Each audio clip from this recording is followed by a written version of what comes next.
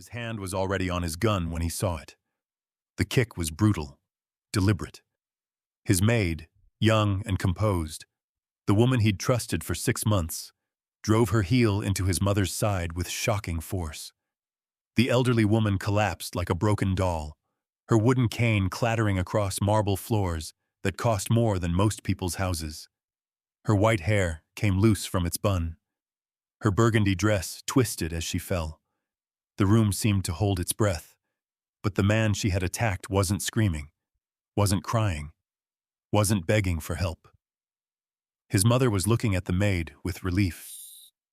"Thank God you're home," she whispered, staring at the woman who'd just hurt her. She knows. She finally knows. And what happened next didn't just shock the most dangerous man in Connecticut. It revealed a truth so twisted, it would destroy his family forever. Stay with me until the end, because this story will leave you speechless. Before we begin, don't forget to hit that subscribe button, like this video, and comment where you're watching from. Now, let's get into it. Connecticut. Greenwich, to be exact. Where hedge fund managers and old crime families live behind iron gates and perfect lawns. Where politicians smile for cameras during the day and make deals with devils at night. Where one name carried more weight than any elected official could ever dream of. Dominic Castellano. The Castellano estate sat on 12 acres of manicured grounds, a fortress built from 3 generations of blood money. Crystal chandeliers hung in foyers wider than most apartments. Marble imported from Italy covered floors that echoed with the footsteps of men who knew better than to speak unless spoken to. Security cameras watched every corner. Guards patrolled every entrance. Staff moved through hallways like ghosts, present but invisible. This wasn't just wealth. This was power. And at the center of it all sat Dominic Castellano, 48 years old, impeccably dressed in tailored black suits that whispered rather than shouted their price. His dark hair, touched with distinguished gray at the temples, was always perfectly combed. His eyes, cold and calculating, had watched men beg for their lives, had witnessed empires crumble, had seen rivals disappear. In Connecticut, 3 names made politicians sweat: the governor, the attorney general, and Dominic Castellano. But only one could make them disappear. Dominic's empire stretched across the eastern seaboard. Construction contracts that materialized or vanished, depending on cooperation. Shipping routes that flowed smoothly for the right price. Real estate developments that required the proper partnerships. Labor unions that understood the value of loyalty. Gambling operations disguised as gentlemen's clubs. Loan arrangements that never appeared on any bank's ledger. He ran his organization like a Fortune 500 company, methodical, calculated, without emotion clouding judgment. His encrypted phone never stopped ringing. His meetings were conducted in mahogany-paneled studies over glasses of whiskey that cost more than most people's monthly rent. Men called him boss with genuine fear in their voices, knowing that Dominic Castellano didn't make idle threats. He survived in this business longer than most because he understood one fundamental truth. Sentiment was weakness, and weakness got you killed. That truth had been carved into his heart 3 years ago when cancer took his wife, Valentina. They'd had 15 years together, 15 years of her softening the sharp edges of his world, of her laughter filling rooms he'd built to intimidate, of her insisting on family dinners even when his business demanded his attention elsewhere. When she died, something in Dominic died with her. He'd built walls around his heart after that. Thick walls. The kind that no bullet, no betrayal, no emotion could penetrate. His master bedroom remained exactly as Valentina had left it. Her perfume bottles on the dresser, her robe still hanging in the closet. But Dominic slept in the guest wing now, unable to face the ghost of the life they'd planned together. The mansion felt too big without her. 27 rooms for one man who only used 4. His bedroom, his study, his gym, and the kitchen when he remembered to eat.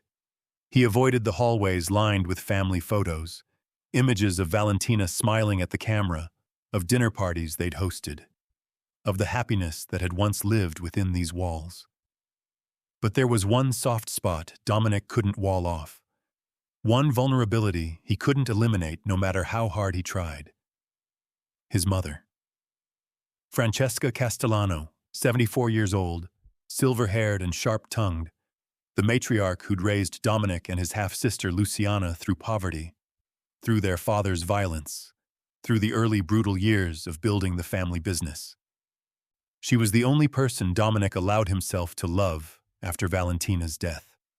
The only one who could call him at any hour and receive an immediate answer. The only one whose opinions still carried weight in his cold, calculated world. Every Sunday, without fail, Dominic had dinner with his mother in the estate's formal dining room. Just the two of them. No business, no lieutenants, no encrypted phones. Just a son and his mother, sharing stories over pasta she insisted on making herself despite the full kitchen staff. Those dinners were sacred, and lately, something had been changing in those meals. Francesca had been different, quieter, more withdrawn. She'd lost weight, her face appearing more gaunt each week. She tired easily, often asking to cut dinner short so she could rest. When Dominic asked if something was wrong, she'd wave him off with her usual stubbornness. "I'm 74 years old, Dominic. What do you expect?" But Dominic built his empire on reading people, on spotting lies, on detecting weakness. And something in his mother's eyes told him she wasn't sharing the whole truth. Still, he didn't push. Francesca was proud, independent, the kind of woman who'd rather suffer in silence than admit vulnerability. And if Dominic was honest with himself, he'd been too busy managing his organization to investigate further. Territory disputes with a rival family, federal investigations that required careful navigation, labor negotiations that threatened to turn violent. His attention had been elsewhere. Until today. 6 months ago, Dominic had hired Iris Delgado as his mother's live-in maid and companion. The agency had vetted her thoroughly. Former hospice nurse, excellent references, quiet and professional. At 29 years old, she was young but experienced, having cared for elderly patients for nearly a decade before transitioning to private household work. Iris had been perfect, efficient, discreet, attentive to Francesca's needs without being intrusive. She maintained the east wing of the mansion where Francesca lived, prepared her meals, managed her medications, and provided companionship when Dominic's business kept him away. Every evening, Iris sent him a brief text updating him on his Mother's Day. Mrs. Castellano ate well today, spent the afternoon in the garden, resting comfortably. Those texts had become part of Dominic's routine, a small reassurance in a world where reassurance was rare. But today, there had been no text. Today, Dominic had been in a meeting with his underboss, discussing how to handle a contractor who'd been skimming money from their construction projects. The conversation had ended with blood on Dominic's cufflinks, not his own, and a message sent to anyone else considering betrayal. He'd walked out of that meeting feeling unsettled. Not about the violence, that was just business, but about the silence from Iris. No text, no call, nothing.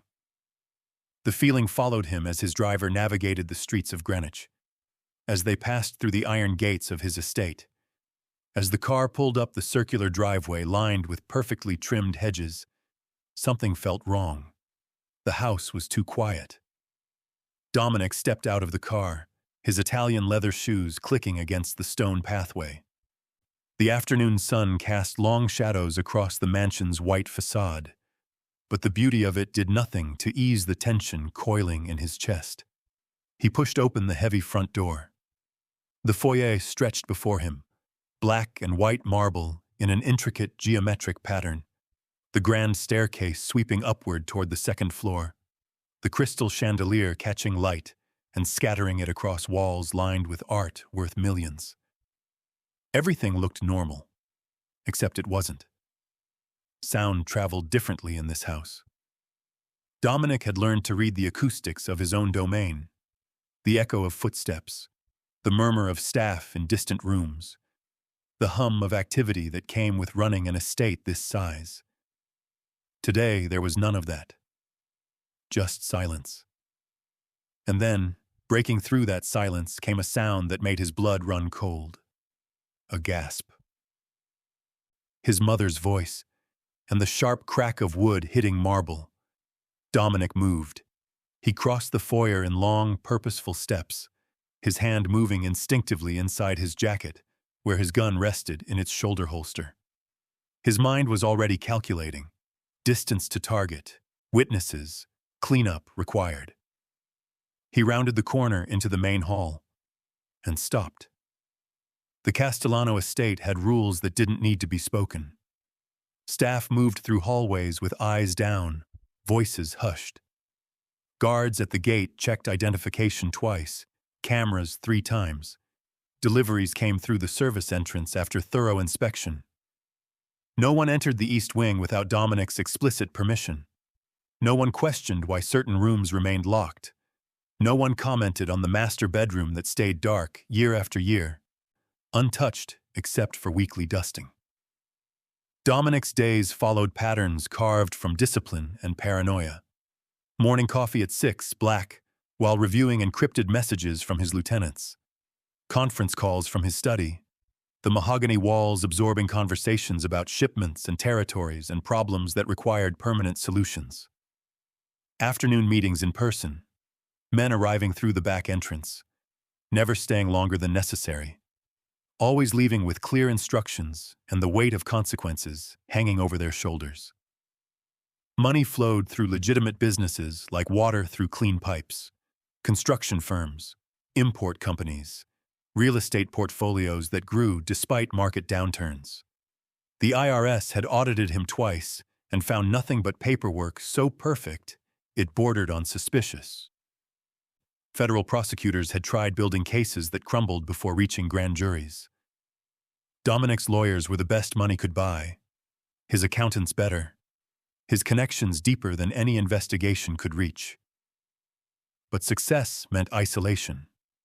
Valentina's clothes still hung in closets he hadn't opened since the funeral. Family photos lined hallways he avoided, taking longer routes through the mansion rather than pass images of her smile. His sister Luciana had been visiting more lately, claiming she wanted to help care for their mother. Dominic allowed it because Francesca seemed to appreciate the company, even if something about Luciana's sudden devotion felt slightly off. Sunday dinners with his mother were different, though. His voice softened when Francesca called. His walls lowered just slightly, just enough to remember what it felt like to be someone's son instead of everyone's nightmare. The meeting started at 10 in the morning in a warehouse Dominic owned under 3 shell companies. His underboss, Paolo Grimaldi, stood across from a contractor who'd been skimming money from their concrete supplier. The numbers didn't lie.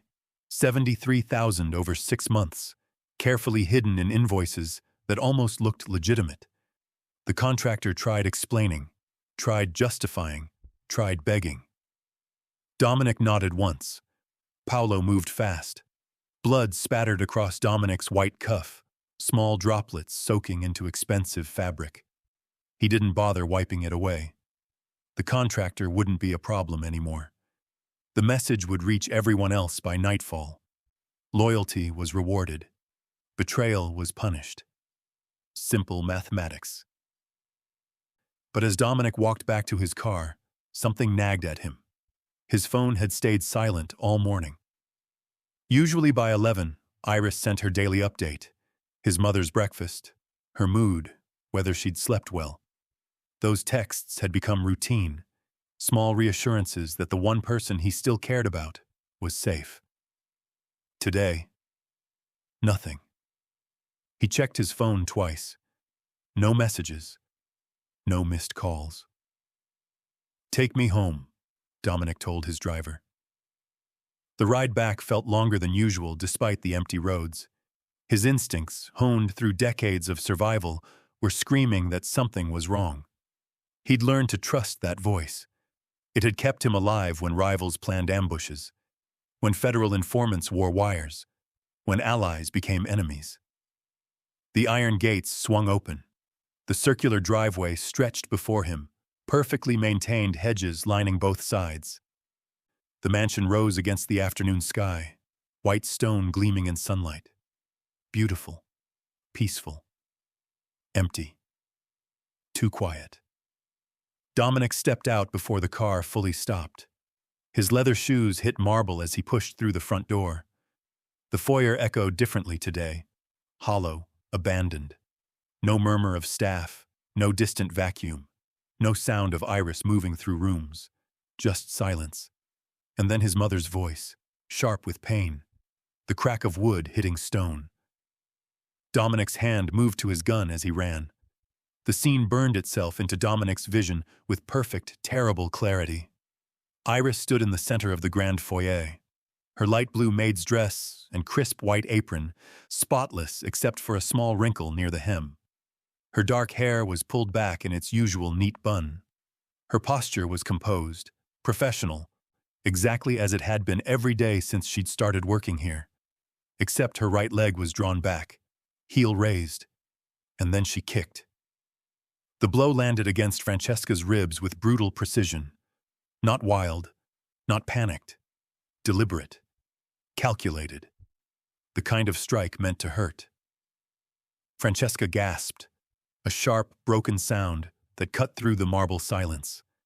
Her body folded, knees buckling. The wooden cane she'd been gripping slipped from her fingers and hit the floor like a gunshot, the echo bouncing off crystal chandeliers and expensive art. His mother crumpled. 74 years old, fragile bones beneath burgundy fabric and gray wool. Her white hair came loose from its careful bun, strands falling across her face as she collapsed onto marble that suddenly seemed too hard, too cold, too unforgiving. Dominic's hand was inside his jacket before conscious thought caught up. His fingers found the grip of his Beretta. Muscle memory from 3 decades of violence. The calculations ran automatically. 15 feet to target, clear line of sight, no witnesses except the woman who'd already signed her death warrant. Cleanup could be handled within the hour.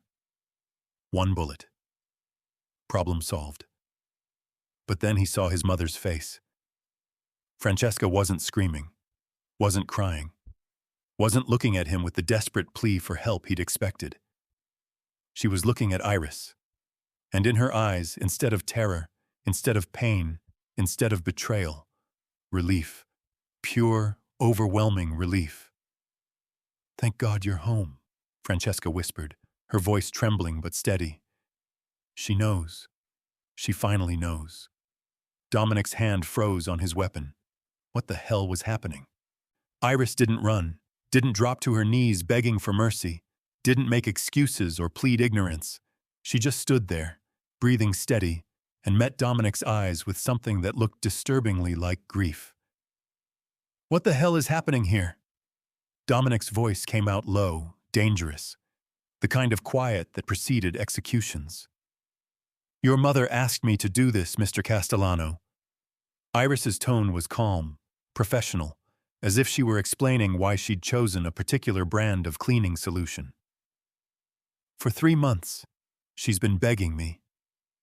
The words made no sense. Dominic looked from Iris to his mother, still crumpled on the floor, trembling. Francesca's hands were shaking, her breathing labored, but when Dominic moved toward her, she reached past him, toward Iris. "Mama, what?" "Listen to her," Francesca whispered. "Please, Dominic, just listen." Iris knelt beside Francesca, helping her sit upright with surprising gentleness. The same hands that had just delivered a vicious kick were now cradling the elderly woman like she was made of glass. "Because what's hunting her?" Iris paused, her eyes never leaving Dominic's. "Isn't me. It's been living in this house the entire time." The statement hung in the air like smoke. Hunting. Not threatening. Not hurting. Hunting. Dominic's mind raced through possibilities. An enemy who'd infiltrated his home. A rival family making moves. Federal surveillance. Betrayal from his organization. But his mother's face held no fear of those things. She was looking at Iris with desperate gratitude, clutching the maid's hand like a lifeline. "Who?" Dominic demanded.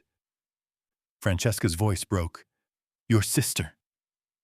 Two words that shattered everything Dominic thought he knew about his family. "Luciana has been poisoning me," Francesca whispered, "and Iris has been saving my life." Family betrayal. The kind that cuts deeper than any enemy ever could. And what Dominic does next will determine whether he becomes the monster everyone fears or something far more dangerous, a man willing to choose mercy. If you're hooked on this story, make sure you're subscribed so you never miss content like this. Now let's see the evidence that proves everything. Iris's room was small, tucked in the staff wing where Dominic rarely ventured. A single bed, a dresser, a window overlooking the garden, modest, clean. Unremarkable except for the locked metal box she pulled from beneath her bed. "I've been documenting everything," Iris said, producing a key from around her neck. Inside, photographs, pill bottles, laboratory reports stamped with official seals, a notebook filled with dates and symptoms written in precise medical shorthand. Dominic picked up one of the bottles. The label read Herbal Supplement, Daily Wellness. Generic, innocent. Luciana had been bringing these every visit, claiming they'd help with Francesca's energy levels. "I had them tested at a private lab in Hartford," Iris said. "Oleander extract, cardiac glycosides, small doses spread over time. It mimics natural heart failure in elderly patients, untraceable unless you're specifically looking for it." The toxicology report confirmed it. Dominic's hands tightened on the paper, crumpling edges. 3 months ago, your mother started complaining about nausea, weakness, irregular heartbeat. Iris's voice remained steady, clinical. "Right when your sister began visiting more frequently. I'm not just a maid, Mr. Castellano.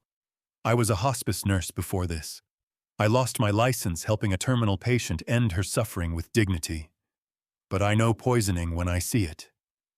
"The kicks?" Dominic's voice was barely controlled. "Oleander accumulates in the system. I had to induce vomiting to purge it before it reached lethal levels. Abdominal trauma was the safest method without medical equipment. Your mother understood. She asked me to do it."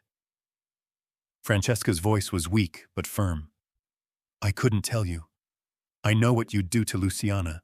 She's my daughter, Dominic. Even after everything, I can't—" Her voice broke. "I can't watch you kill your sister." Dominic stared at the evidence scattered before him. 3 months of systematic murder, hidden in plain sight, by his own blood. Dominic pulled up security footage on his study's monitors, scrolling back 3 months. Iris and Francesca remained in his office, silent witnesses as he reconstructed his sister's crime frame by frame.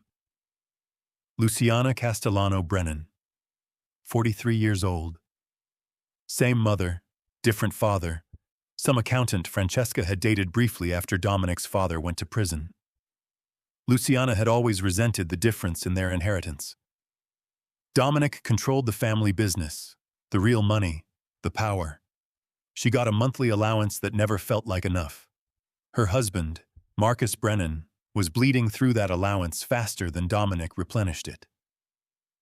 Bad investments, gambling debts, a lifestyle funded by someone else's empire. Luciana had been asking for more money lately. Dominic had refused. On screen, Luciana entered Francesca's room. March 15th, 2:47 p.m., right on schedule. She always came in the afternoon when Dominic was handling business. She'd smile, kiss their mother's cheek, pull out the pill bottle. "Your wellness supplements, Mama. Don't forget." Francesca would take them obediently. Luciana would stay for tea. 20 minutes of small talk, then she'd leave, checking her watch, always somewhere else to be. Dominic scrolled through weeks of footage. Same routine. Same false affection. The only variation was in Francesca's appearance. Growing weaker, more frail, her movements slower each visit. And Luciana had noticed. Dominic could see it in the way she lingered near the doorway, watching their mother struggle to stand. The slight smile when Francesca winced. The questions about estate planning she'd started asking Dominic during Sunday dinners. Has Mama updated her will recently? When was the last time you reviewed the trust documents? If something happened to her, God forbid, how quickly could we access her accounts? 40 million in property and offshore accounts. That's what Francesca was worth. That's what Luciana was killing for. Dominic's jaw tightened until his teeth ached. His sister had watched their mother suffer, had smiled while doing it. Dominic made the call from his study, voice perfectly calibrated. Not urgent enough to raise suspicion, just concerned enough to make Luciana move fast. Luciana, it's Dominic. Mama's asking for you. Says she has something important to tell you. Can you come by? Silence on the other end. Then, of course. Is she all right? She seems agitated. I think she wants to discuss some family matters, estate things. Greed was predictable. Luciana arrived in 47 minutes, her Mercedes pulling through the gates faster than usual. Dominic had prepared everything. Fresh cameras hidden in Francesca's bedroom, angles his sister wouldn't know to look for. Iris had positioned his mother in bed, propped against pillows, looking appropriately weak. They'd coached her on what to say, what to ask. I'll be watching, Dominic told his mother. The moment she tries anything, I come in. Francesca nodded, her hand squeezing his. Don't kill her. Please, promise me. He didn't promise, just kissed her forehead and left. From his study, Dominic watched the monitors. Luciana entered the bedroom, all false warmth and synthetic concern. Mama, Dominic said you wanted to see me? Yes, sweetheart. Come sit. Luciana settled into the chair beside the bed. Small talk. How was Marcus? How was Francesca feeling? The usual performance. Then Luciana reached into her purse. I brought your supplements. You missed yesterday's dose. She produced the pill bottle, shook 2 capsules into her palm. Here, let me get you water. Luciana. Francesca's voice was steadier than it had been in months. What's really in these pills, sweetheart? Luciana's smile froze, just for a second, but Dominic saw it. The mask slipping, the calculation behind her eyes. What? Mama, they're just vitamins. The bedroom door opened. I'd like to know that too, Dominic said, stepping inside. Luciana's face went white. Dominic pulled his laptop from the desk, turning it so Luciana could see the screen. 3 months of footage played in fast forward. Her visits, the pills, their mother growing weaker. Luciana's smile never wavering. Stop! Luciana's voice cracked. He didn't stop. Just set the toxicology report on the bed beside the pill bottle. Oleander extract, cardiac poison, slow-acting, untraceable unless you know what you're looking for. Dominic's voice was ice. Iris knew. She's a former hospice nurse. She's been purging the poison from Mama's system, keeping her alive while you've been killing her. Luciana stood, backing toward the door.